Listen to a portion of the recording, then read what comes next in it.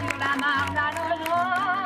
Aimez-vous les moules marinières arrosées d'un lit de 20 ans.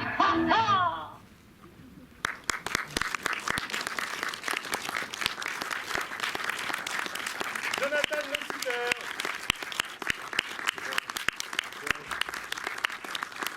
Non, ça ne fonctionne pas encore. C'est juste à lui demander pour le micro. Voilà. Merci d'être là, ça nous fait très très très plaisir. Nous, moi, enfin tout le monde en fait. Moi. Oui, on sait pas, mais c'est tant mieux, tant mieux, tant mieux.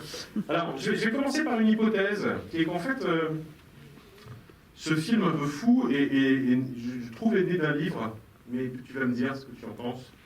J'ai l'impression qu'il y a une vraie continuité entre Insurrection culturelle et ce film-là, notamment sur un parti pris qui est vraiment travaillé par le film, et on va en parler un peu, qui est de mettre en parallèle le sort de la culture et le sort de l'agriculture, qui est un de tes thèmes de prédilection, et que ce parallèle-là a du coup donné lieu à l'écriture scénaristique de cette fiction. Tu peux développer un tout petit peu pourquoi, d'abord, tu considères que ces deux sujets doivent être traités ensemble, fondamentalement, et pour le coup, ta vie raconte ça aussi, et comment tu en es arrivé à un film aussi débridé à partir de cet enjeu politique commun.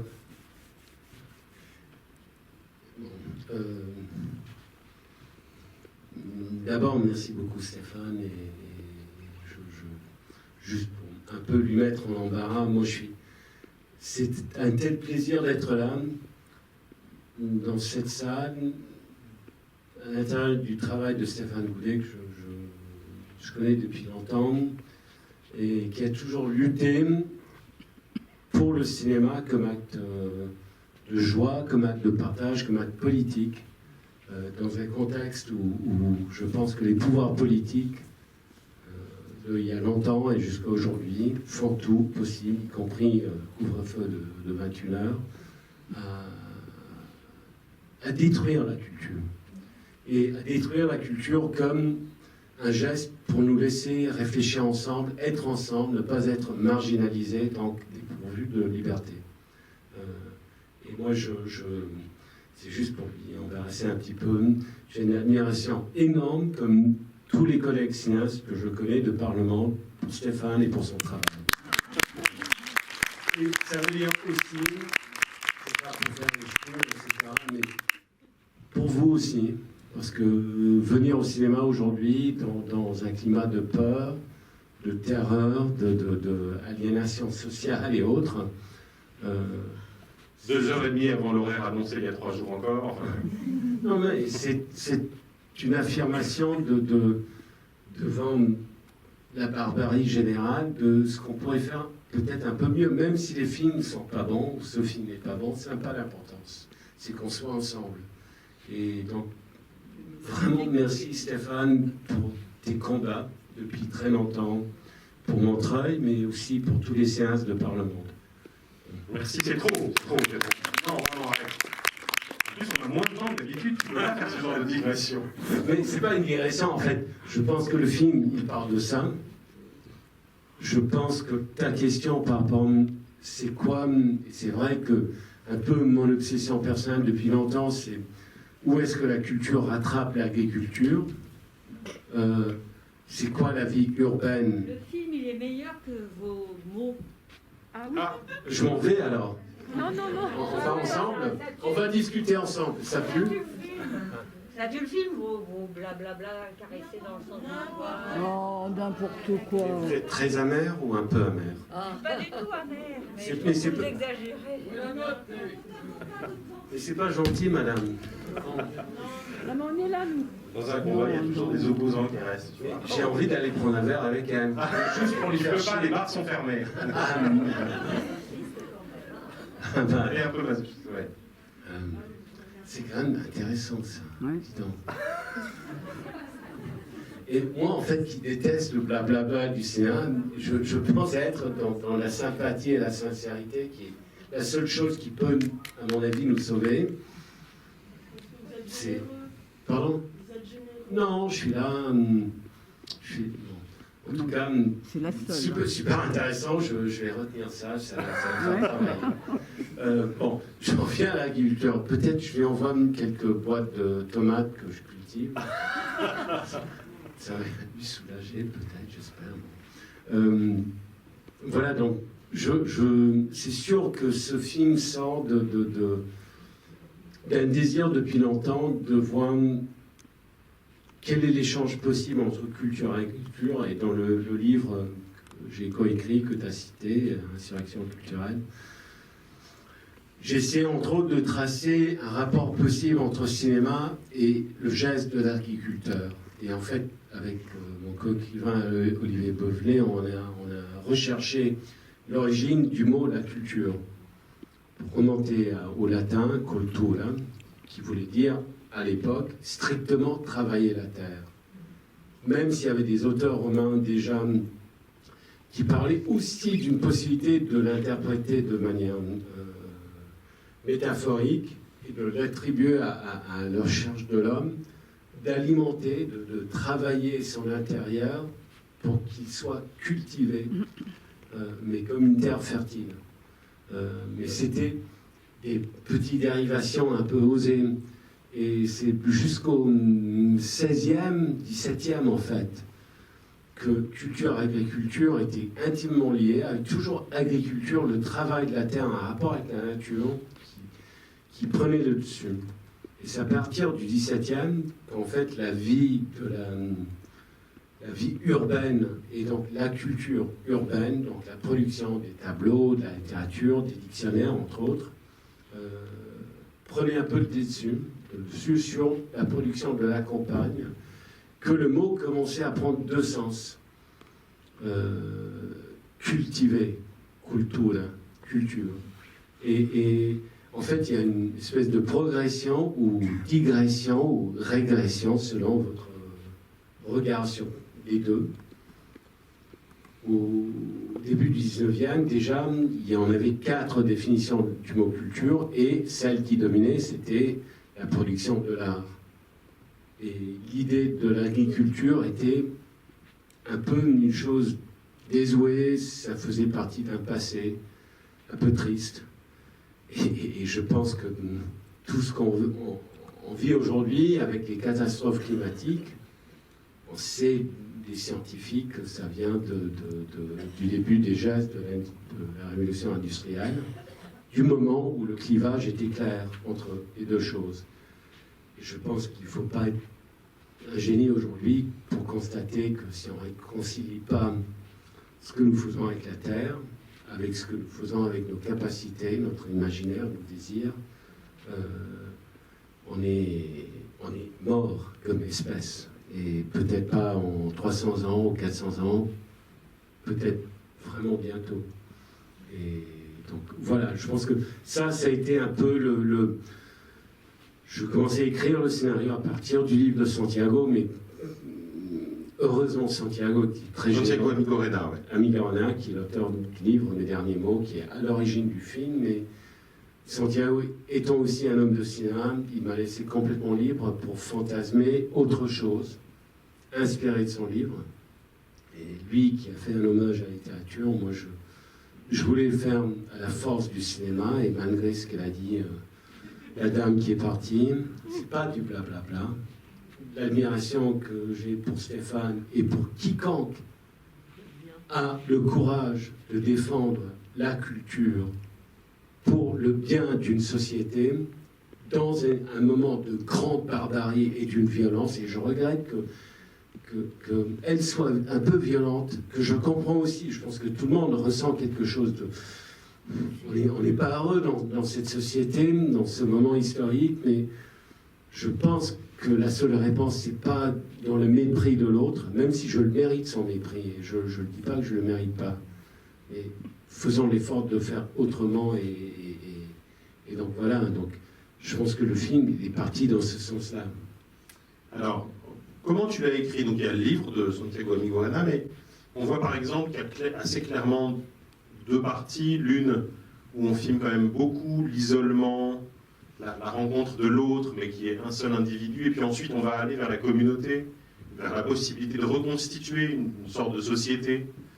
et que cette société, elle va se construire autour précisément de la possibilité de faire germer de nouvelles graines, d'une certaine façon, que ce soit à la fois en termes d'agriculture, mais aussi autour de la question de l'enfant, évidemment, puisqu'il y a quand même 2 femmes enceintes dans le film qui structurent le récit, et qui toutes les 2 meurent en couche, si j'ose dire, forcée ou naturelle.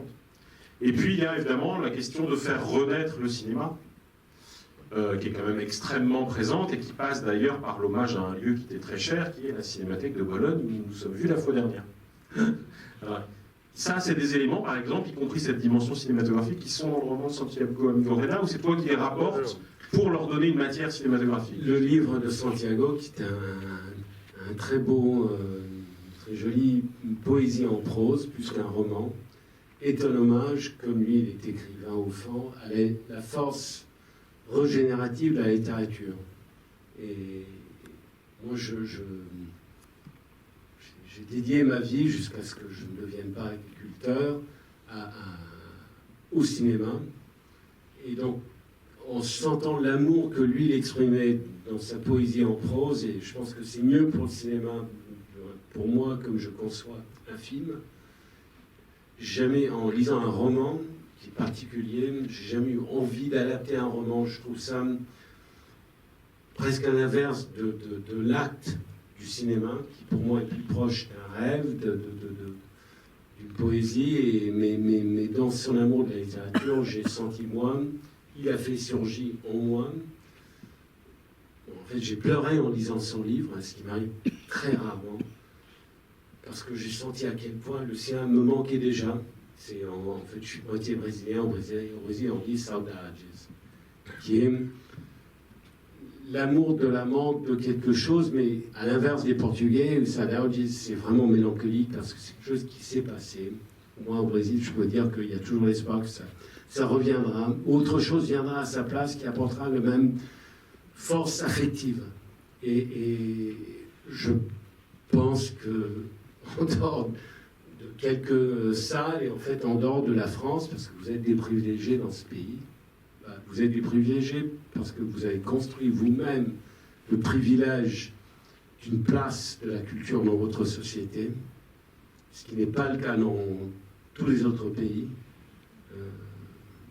du moins ceux que je connais. Et donc, il y a encore une toute petite place pour la culture ici, et pour le cinéma, et pour la fréquentation en salle.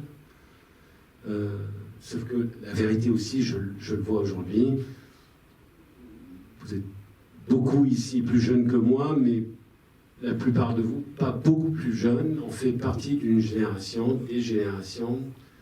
Et nous, cinéastes, on n'a pas su comment renouveler l'importance de cet acte en salle avec les jeunes générations. Et ça, c'est tragique. Et dans les autres pays, c'est déjà mortel. Moi, j'habite en Italie, je suis moitié brésilien, moitié américain. Je peux vous dire que dans les 3 autres pays,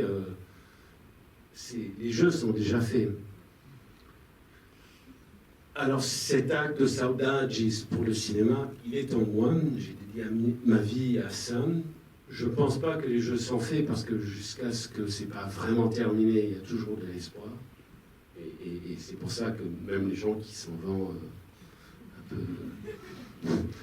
Au singulier. Un peu, Oui. un peu fâchés. Et en fait, j'aurais bien aimé lui demander... Non, mais c'est quand même intéressant. Pourquoi est-ce qu'on quitte une salle aussi fâchée? Il a dit que le film était beau. Oui, mais moi j'étais inutile. Et ça, en fait, c'est pour ça que je lui donne raison. Hein. Mais dire qu'un film est beau de cette manière, c'est comme dire l'inverse.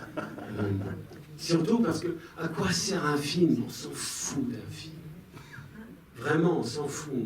Ce qui est important, c'est qu'on est là ensemble. Alors, du coup, on va leur donner la parole très vite, même si c'est encore en condition que ça, mais je pose quand même une petite dernière. Du coup, comme le film est quand même une espèce de déclaration d'amour au cinéma, et à la possibilité qu'a le cinéma de faire renaître la vie, ensemble, la communauté, le désir aussi, envers ça. Je voudrais savoir comment tu as choisi les extraits, puisqu'ils sont nombreux quand même, hein. Ils sont très très diversifiés. Il y a parfois j'ai des hypothèses, hein, quand même, il y a des choses un peu claires, Puis à d'autres moments, c'est plus mystérieux. Est-ce que tu peux nous donner 2-3 clés sur les choix des extraits? C'est le film. D'abord, ce que je ne voulais pas faire, parce que je trouve ça extrêmement narcissique, ça serait de mettre les films que je pense les meilleurs, le playlist nocitaire. Ça serait imposer à vous un choix d'ego. Et je pense que le cinéma c'est le cinéma qui est généreux et qui a toujours été généreux. Et donc du coup, je voulais éviter ça. Il n'y a pas un seul film qui est là-dedans que je n'aime pas, mais il y a sans doute 1000 films, 10 000 films, 20 000 films que j'aime avec tout mon cœur, comme j'aime mes amis les plus proches. Donc, c'est pas un playlist, c'est pas les meilleurs films. Je ne pense pas que ce soit les meilleurs films. J'essaie de scénariser les extraits. Et dans cela, le directeur de la Cinémathèque de Bologne, Gianluca Farinelli, qui est d'ailleurs le seul étranger dont on a proposé de devenir le directeur de la Cinémathèque française, il a dit non, pas parce qu'il n'aime pas la France ou la Cinémathèque française, mais parce qu'il y a un projet à Bologne de construction de cinéma, de travail d'archives, de restauration qui est très important et ça lui intéresse de terminer son travail. Et Gianluca, c'est quelqu'un que j'estime énormément et comme Stéphane, il est là au service de sa ville, mais aussi de son pays, aussi de l'étranger, parce que Lucien n'a pas de frontières, de nationalité. Il ne croit pas dans la fin des choses, il croit complètement dans la barbarie régnante, et il pense que le cinéma est une réponse. Et donc Gianluca, j'ai fait un hommage à la Cinémathèque de Bologne dans le film, pas comme acte, je pense, narcissique ou de ma part, ou de notre amitié, mais parce que ce sont des institutions vraies, qui sont en dehors des enjeux politiques des égos, pour mettre au service d'un public un bien public. Et donc j'ai travaillé beaucoup avec Gianluca et beaucoup d'autres amis aussi, cinéastes, à imaginer chaque moment quel film serait. En fait, les extraits de films, c'est comme choisir des personnages. C'était comme écrire un autre personnage dans ce moment. Donc chaque scène a une exigence différente. Khalifa, le jeune protagoniste de La Gambie avec Nick Nolte, au premier moment, c'est quoi? En fait, qu'est-ce qui est en jeu pour ces deux personnages-là à ce moment-là? Et qu'est-ce que pourrait être un film? Qu'est-ce que ça pourrait les apporter à ce moment-là précis? Jusqu'à un Mantiputan devant le temple de Neptune à Paestum. Donc voilà, donc c'était vraiment... Ce sont des personnages pour moi. C'est pas des extraits, c'est pas des clins d'œil, c'est pas de l'autoréférentialité, je sais pas, c'est compliqué pour faire ça. Ça n'empêche pas qu'il y ait des petits effets miroirs, parce que quand tu as l'homme à la caméra et Buster Keaton qui évoque à la fois le caméraman et Sherlock Junior et l'affiche de la Cinémathèque, et ensuite à la fin on voit un extrait. Oui, mais donc Buster Keaton, le caméraman, je me suis mis dans la tête, dans le cœur de Nick Nolte, qui dans le film il aurait 124 ans, et il est là dans les restes de la Cinémathèque, et lui, que moi je serais incapable de construire une caméra. Même si je suis réalisateur, je suis aussi cadreur, donc j'ai un attachement physique à la caméra, mais je ne suis pas mécanicien, je ne suis pas ingénieur, et la seule chose que je pourrais retenir, ce sont en fait ces traces d'image de quelque chose qui a bougé. Donc pour moi, c'est vraiment, j'étais dans la tête de Nick Nolte comme un réalisateur qui fantasmait quelque chose. Donc voilà. C'est drôle parce que dans son autobiographie, Buster Keaton dit que le premier geste de cinéma qu'il ait appris, c'est à démonter et remonter une caméra. Et il l'a appris de Roscoe Arbuckle. Et donc, moi, je suis la preuve de la décadence du cinéma. Voilà. Je ne saurais pas le faire. Qui pose la première question ou fait la première remarque? Madame. C'est une remarque bien forte, bravo. C'est une remarque. Je fréquente pas mal ce cinéma. On peut le dire. Parce que j'ai pas 135 € à Et payer. je peux vous dire que c'est ce que j'ai vu de plus beau depuis longtemps. Votre film est absolument magnifique, même s'il y a des moments, même si c'est un peu terrifiant, hein, parce que bon, moi c'est un fantasme, mais ce virus de la toux qui les extermine les uns après les autres. Ça nous arrivera pas. Alors qu'on est en plein Covid, on peut... Bah, voilà. Mais en tout cas, c'est absolument magnifique. Voilà.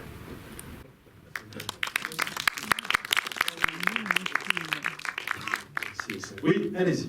Je voudrais savoir où ça a été tourné. Donc, merci beaucoup, madame. Ça me touche beaucoup parce que, en fait, je vois, je pense que comme Stéphane le sait, c'est un film qui semble clivé. Il y a des gens qui le détestent, j'accepte. Et donc, je remercie, ça me touche beaucoup. Le film a été tourné, donc le lieu principal est le parc archéologique de Paestum, qui est à 1h20 au sud de Naples, dans le Cilento, où il y a en fait les temples grecs qui sont, parce que j'avais pensé tourner à Athènes, ensuite tourner sur l'acropole à Athènes serait stupide d'un point de vue logistique, mais aussi qui ne rejoindrait pas, hélas, un niveau de fable que je cherchais, de simplicité. J'ai fait le tour, j'habite encore entre Rome et Florence sur cette ferme. Je connais bien la Grèce, j'ai grandi en Grèce aussi, et j'ai fréquenté pas mal de sites. Je suis allé voir tous les sites en Italie, et j'ai choisi Paestum parce que d'abord le temple principal dit de Neptune, qui en fait n'est pas un temple dédié à Poséidon. En fait, personne ne sait. Ce qui, à moi, honnêtement, me plaît, parce qu'en fait, c'est un temple neutre, dédié à quelque chose de sacré, mais il ne faut pas le nommer. Donc là, il y a une temple qui a été construite exactement au même moment de l'acropole, donc au milieu du 5e siècle. Et il y a aussi un jeune directeur du site, qui est un jeune Allemand, qui est le plus jeune directeur d'un site archéologique important en Europe, qui a aussi la vision d'un Farinelli, d'un Stéphane Goudet, que la culture est une chose vivante et progressiste, qui nous porte en avant. Donc il a accueilli mes propositions, il m'a laissé tourner de manière complètement libre. Donc on a même étendu cette espèce de toile devant le temple. C'est une chose extraordinaire, une chose qui a très peu de sites où on nous aurait laissé cette liberté. Et ça, c'était essentiel pour les comédiens, parce que comme ça, je pense qu'ils ont pu vivre le lieu comme quelque chose à la fois de naturel, mais aussi de sacré proche, et pas de distance. Et ça, pour moi, c'est essentiel. Donc, ça, c'est le lieu principal. Les intérieurs de Paris, on a tourné à Salerno. On a tourné toute la partie Bologne, vraiment à Bologne, dans des 5 ou 6 endroits qui vont du 15e au 19e, au début 20e. Des tunnels, des refuges assez bizarres. Et puis tous les extérieurs, et d'un point de vue scientifique, je pense que je ne me trompe pas, parce que quand je parle avec les météorologues et les scientifiques aujourd'hui, ils disent en 20 ans, Paris risque d'avoir la température de Madrid ou de Barcelone, Barcelone sera plus proche de Marrakech, etc., etc. Donc tous les extérieurs ont été filmés de Casablanca jusqu'au début du Sahara. Et c'est... Pardon, le début du film, c'est où? Le début du film, Paris a été filmé dans des quartiers de Casablanca. Non, enfin les montagnes, là, c'est très gros. Ça, c'est Ouarzazate. Donc la sortie, donc l'intérieur de Paris est à Casablanca, la sortie est à Ouarzazate. Et il faut dire que Nick Nolte, il a fait 4 mois de tournage dans des conditions assez rudes, parce que c'est un film qui a été fait en coopératif. Donc chaque personne sur le film a été payée exactement le même salaire. Il n'avait pas... et pour un homme de 80 ans qui aime la fête et qui a été habitué, je pense que c'est un acte d'énorme générosité et courage de sa part.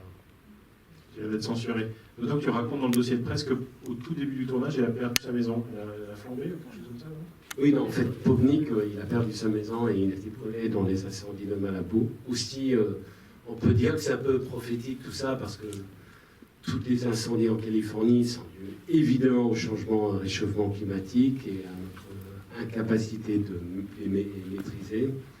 Et en fait, il allait partir du film. Et c'était un petit moment magique parce que c'était le jour où Charlotte Rampling est arrivé. Et c'est grâce à Charlotte Rampling que Nick est resté. Elle a fait une espèce de coup de magie en 5 minutes dans le hall de son hôtel. Il attendait le taxi. Et si lui, il serait parti, le film, vraiment, le film était mort. Et moi, je ne pouvais pas, ni moi, ni la productrice, on était là. On ne pouvait pas même dire non, Nick, il ne faut pas y aller. Parce qu'il a perdu toute sa vie, il est brûlé dans sa maison et il voulait rentrer à Malibu. Et on était là, en fait, sans parole.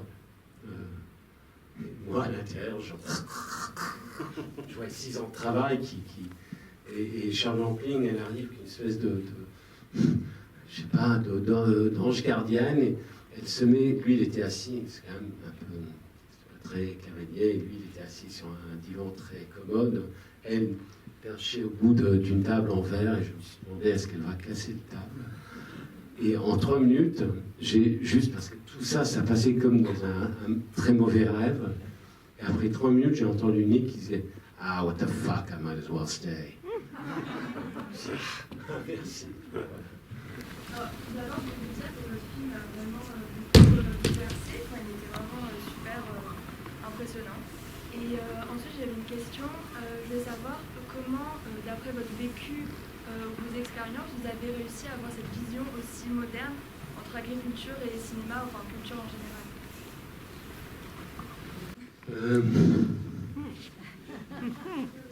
Non. Écoutez, moi qui ai un produit urbain, j'ai grandi dans beaucoup de grandes villes, dans beaucoup de pays différents, fils de journaliste. Pour moi, je me regardais en grandissant. Je ne savais pas ce que c'était la nature. Et surtout, qu'est-ce qui était vraiment l'acte d'un agriculteur. Grâce au travail parce que j'ai fait des cartes de vin dans des restaurants pour gagner ma vie pendant très longtemps, et j'ai eu contact avec des vignerons depuis très jeune. Et en fait, peu à peu que je fréquentais mes collègues cinéastes, avec des égos, disons, élastiques, plutôt dans cette direction-là. Et je fréquentais les vignerons qui faisaient des choses que je trouvais tout aussi envoûtantes et magiques, mais avec des égos qui étaient très resserrés. Donc, de là, je commençais à aller à la campagne, à les fréquenter, à voir d'autres agriculteurs, pas simplement des vignerons, et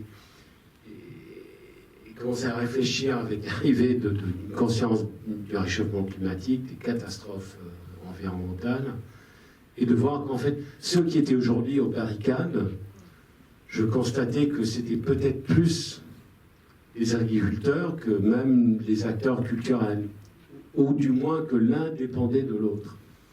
Et donc, il est sorti de là. Par exemple, Alba Rohrwacher, la comédienne extraordinaire italienne qui fait Anna dans le film, et les filles, en fait, là où j'habite, c'est une ferme qui est à...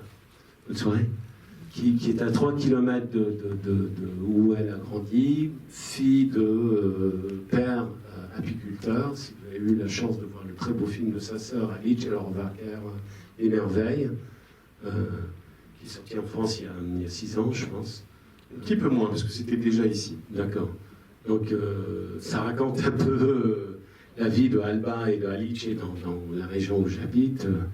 Et c'était très beau de travailler avec Alba sur cette question des semences, de travailler un jardin. En fait, c'est mon associé à la ferme où je travaille, moi, qui a fait le potager dans le film, qui connaît Alba depuis qu'elle est née. Et quand Alba, elle prend une semence, c'est pas une blague, elle sait ce que c'est. Quand elle touche la terre, c'est pas un geste d'une comédienne qui invente une idée d'un rapport, c'est quelqu'un qui l'a vécu et qui croit. Et je pense que notre avenir, il est là où bien il n'y a pas d'avenir. Et c'est certain que le film est le reflet de ces expériences que j'ai eues récemment, ces dernières 10 ans le travail de la terre. C'est juste une réflexion, c'est que moi, ce qui me frappe et ce que je trouve vraiment magnifique, c'est que finalement, oui, bien sûr, il y a le cinéma parce que c'est votre métier. Moi, c'est pas mon métier. Et ce qui me touche le plus, c'est la façon dont le vivant se dit et dont l'humanité se dit. Et du coup, je rejoins ce que vous êtes en train de dire parce que je pense que vraiment, oui, le vivant, il va jouer sur notre capacité à continuer à faire de la vie et forcément avec de la vie. Donc, c'est vraiment, il est magnifique ce film, mais Oui. esthétiquement aussi, il est magnifique. Pas que, même si je pense que vous en foutez un peu, mais ça Non, je m'en fous pas et ça me touche vraiment. Non, mais ça fait rêver, quoi. C'est à la fois extrêmement profond et extrêmement léger, et en ce moment de la légèreté. Enfin, en tout cas, ce regard-là, on en a vraiment besoin. Merci, non, mais moi je suis ravi. Merci pour Le troisième micro du débat, heureusement qu'il dure que 30 minutes. C'est pour ça qu'on ne supporte pas les réalisateurs, ils épuisent tout. Hein. Tout le monde et tout. Et non, je m'en fous pas. Et j'apprécie beaucoup cette idée de légèreté. Et je pense que la joie, et en fait, la recherche qui existait sur le plateau avec les comédiens était aussi une recherche de joie devant l'impossible. Donc, évidemment, pour un être humain, il n'y a rien de plus terrifiant d'imaginer notre fin.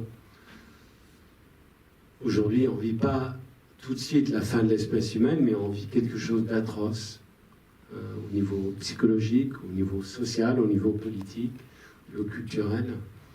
Alors, quelle est notre capacité de tendresse? Où sont ces moments de légèreté, de sympathie, qui n'enlèvent rien de la reconnaissance de la gravité de la situation? Je pense que tout jouer là, chaque jour de tournage, c'était pas exprès, mais c'est comme si, et on le faisait presque, et heureusement sans le dire, avec chaque comédien, ok, la scène aujourd'hui, c'est elle. Où est-ce qu'on peut s'amuser là-dedans? Et c'était pas pour déconner, c'était parce qu'on avait besoin, nous aussi. Et donc, j'apprécie beaucoup. Et je pense que le travail qu'elle a fait, Charles Rampling, était au centre de cette proposition de trouver la joie, malgré tout, même une joie absurde, et même stupide et ridicule, en fait. Ne pas avoir peur du ridicule. Donc, moi, je suis obligé, donc... Et elle, c'est un peu sa spécialité d'actrice aussi, par ailleurs. Oui. Elle a rarement eu froid aux yeux. Ça, c'est sûr. Ça, c'est sûr. Et on lui donne souvent des rôles tragiques, tandis que moi, j'ai la chance, c'est la 3e fois que je travaille avec elle, et c'est une des femmes les plus brillantes et joyeuses que je connais. En niant jamais l'énormité de la mélancolie possible. Ce que j'ai beaucoup aimé, c'est le mélange des personnages, et notamment le héros africain. C'est comme le mélange des graines. Là, on a mélangé les gens, l'origine des gens, et je pense que ça met en valeur l'espoir peut-être. Merci de votre formulation. Je pense que quand on a des monstres sacrés du cinéma, Stellan Skarsgård, Charles Rampling, Nick Nolte, dans ce sens aussi Alba, des très grands comédiens, ça peut devenir compliqué. Et ça peut devenir aussi complaisant. Et je cherchais pendant longtemps, j'ai fait des castings à Londres, à New York, en Italie, partout, en France même, pour des jeunes comédiens qui pourraient incarner ce protagoniste. On ne sait pas qui. Et j'ai vu des jeunes comédiens extraordinaires. Ce n'était pas manque de talent. Mais je me suis toujours posé la question, est-ce que ça sera assez? Et à un moment donné, j'ai dit, peut-être qu'il vaut mieux trouver un non-comédien. Quelqu'un qui ne sait rien du cinéma, qui n'est pas là-dedans, qui ne serait pas intimidé par le fait d'être à côté des monstres sacrés. Et surtout, puisque je me rendais compte de l'énormité de ce qui se passait en Europe par rapport à l'Afrique,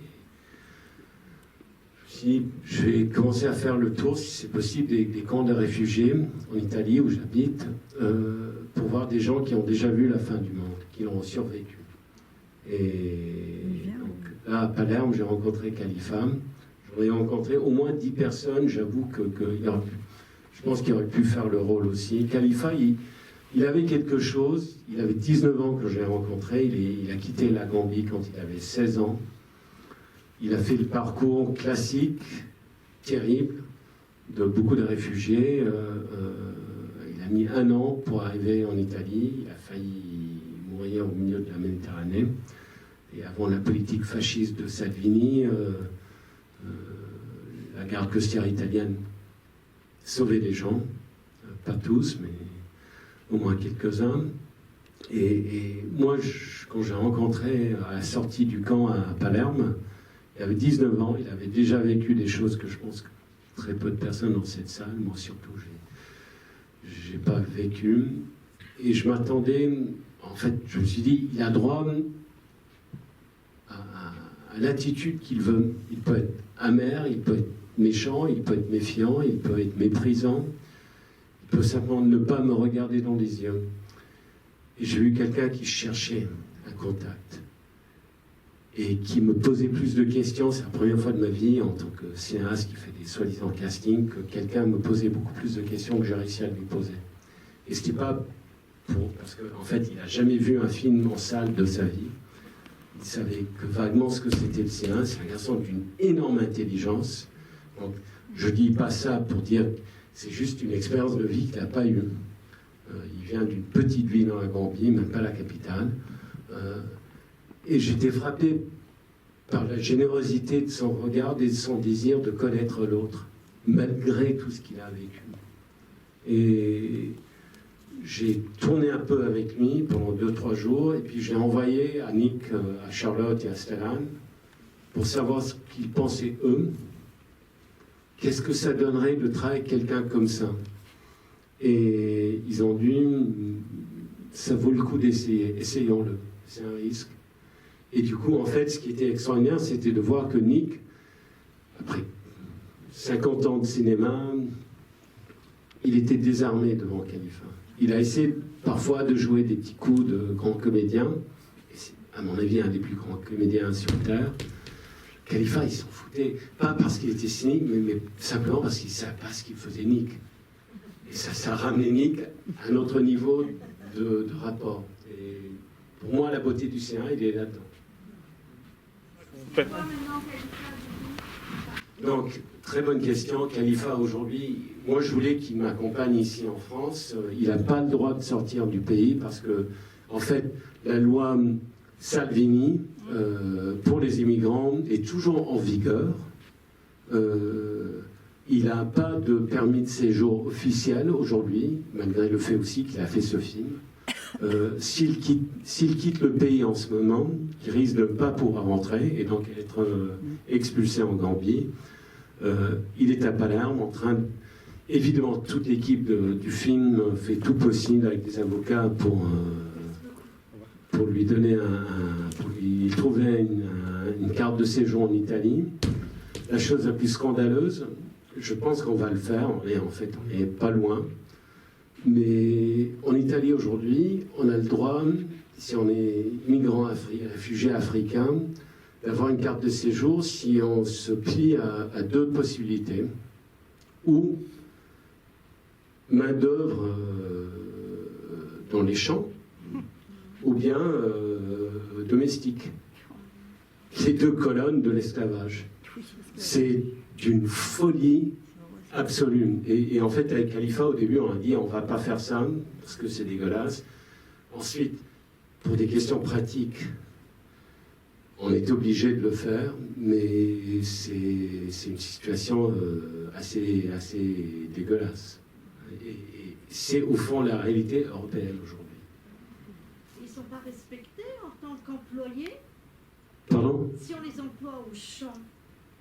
Mais bien sûr que non. Donc, c'est comme dans l'histoire de l'esclavage. Hein. En fait, il y a tout un mouvement en Italie pour essayer de libérer les gens qui travaillent dans les champs, qui sont payés 5 € par jour. est exploité de manière qui est impardonnable. Oui, oui, absolument. Donc voilà. Donc, on espère un avenir meilleur pour Khalifa qui s'intéresse au cinéma doucement. Et espérons un avenir meilleur pour tous les autres. En tout cas, merci infiniment d'être venu. Merci Jonathan. Merci Stéphane.